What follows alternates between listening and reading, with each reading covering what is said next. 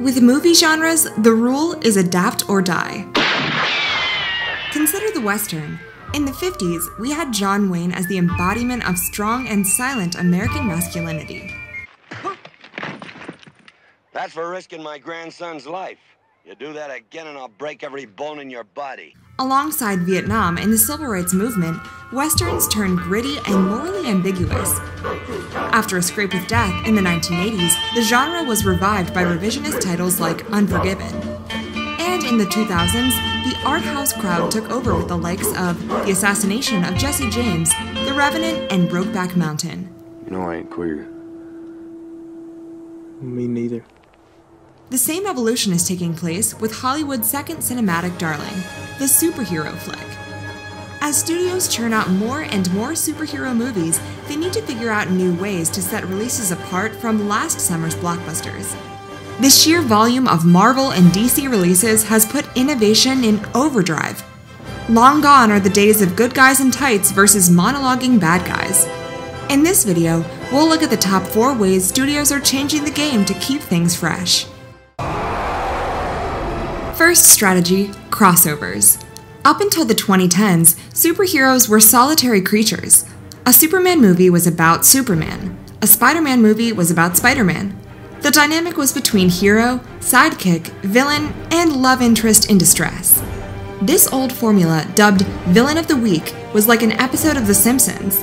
Every feature had a self-contained storyline, and in the next installment, the world had reset itself, ready for a new premise.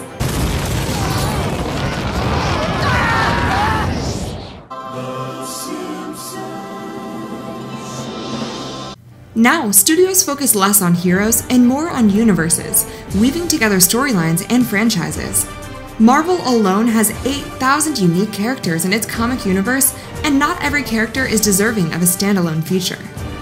This means the funny blue cube in Captain America is the death machine in Avengers, and the credit scene in Guardians is the lead to Infinity Wars, thus making it necessary for 13-minute long Easter egg videos on YouTube. This is smart for 2 reasons. 1, it keeps people coming back to see what happens next, meaning more box office dollars. 2, it combines the existing fan bases of characters and actors. Person X is an Iron Man fan, Person Y is a Captain America fan, Person C has a huge crush on Chris Hemsworth. You hear that? Then all of them are going to see The Avengers, which is probably why it made $1.5 billion. There's another name you might know me by. Strategy 2, going tongue-in-cheek. Star-Lord. Who? Star-Lord, man. Legendary outlaw. Guys? What do Paul Rudd, Seth Rogen, and Chris Pratt all have in common? Answer: all of them look like your buddy in high school who smoked pot before class and always beat you in Halo. Blast off. Also, none of them look like action stars. At some point, the brilliant Hollywood studio heads cottoned on to the fact that people were going to superhero movies to, well, enjoy themselves. Although apparently not the guy who cast Henry Cavill. This paved the way for the comic book quo action comedy and the rise of funny man hero. Perhaps the best example is Guardians of the Galaxy, starring Parks and Rec's Chris Pratt. Definitely Marvel's biggest gamble to date, the film combined Technicolor spacescapes, a talking raccoon, and a dope Motown soundtrack. The result? Marvel's 3rd highest grossing movie ever, raking in $30 million above projections opening weekend. The model worked, meaning it made money, meaning everyone had to have their version of Guardians of the Galaxy. A man. I know.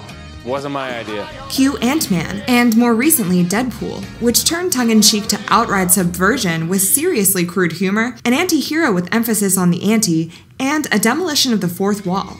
Shit. Did I leave the stove on? At the 2015 Oscars, Will Smith was one of the leading voices for increased diversity in Hollywood. Diversity is the American superpower. While we don't see Suicide Squad winning any Oscars, except maybe for Best Soundtrack, the film does represent an important step forward.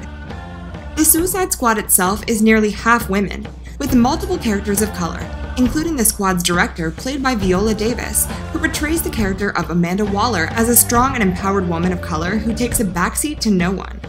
All you need to know is you work for me. Director David Ayers has a history of casting multi-ethnic teams like that in End of Watch. He does so not just out of humanitarian concerns, but because he believes it will provide characters that minority viewers can identify with, a sentiment that is becoming more common in Hollywood and in most cases works to the film's benefit.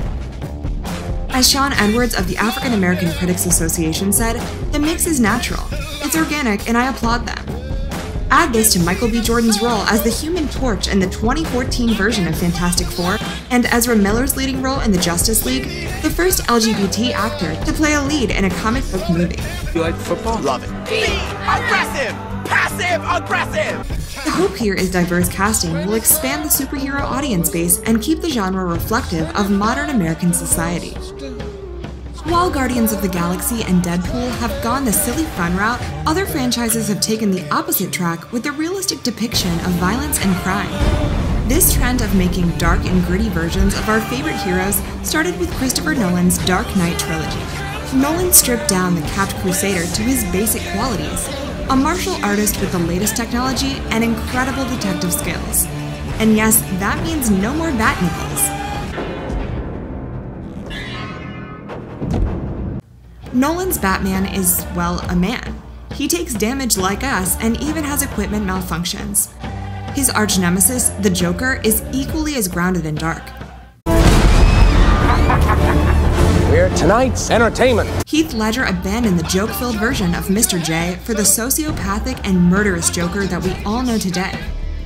Why so serious? These decisions were made for the sake of realism, which in the case of Batman worked perfectly and held consistent with the comic's overall mythology. Not so much the case with Zack Snyder's Man of Steel.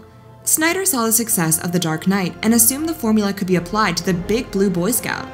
His mistake? He forgot he was making a Superman movie. Superman has always stood for truth, justice, and the American way. Yes, I'm here to fight for truth and justice and the American way. In Man of Steel, Superman stands for death, destruction, and unaccountability. Fundamentally, making a realistic version of Superman is a silly mistake. For one, doing this would mean showing the endless destruction that any one of his fights would incur. Audiences left Man of Steel scratching their heads saying, did he actually save anyone? That's a $12 million piece of hardware. It was. Snyder even went so far as having Superman snap Zod's neck. Yes, the man who vowed to kill no one, the man who flew around the Earth really fast to turn back time, just snapped a dude's neck in his first movie. These two movies perfectly encapsulate the issue Hollywood has with comic book movies. The same formula that works for one superhero won't necessarily work for another. Each hero has his or her own personality and mythos that requires a different tone and approach. While it is always smart to adopt what works for others, only true creativity and innovation can keep a genre fresh and entertaining. So there you have it, the top 4 ways studios are attempting to keep the superhero genre alive and kicking. A quick scan of IMDb upcoming releases reveals studios will knock out more, not less, comic book adaptations in the next 5 years, as even critically panned films like Suicide Squad continue to perform in the box office. We can only hope they don't sacrifice quality for quantity, and creative game changers like Guardians of the Galaxy, Batman Begins, and The Avengers continue being released.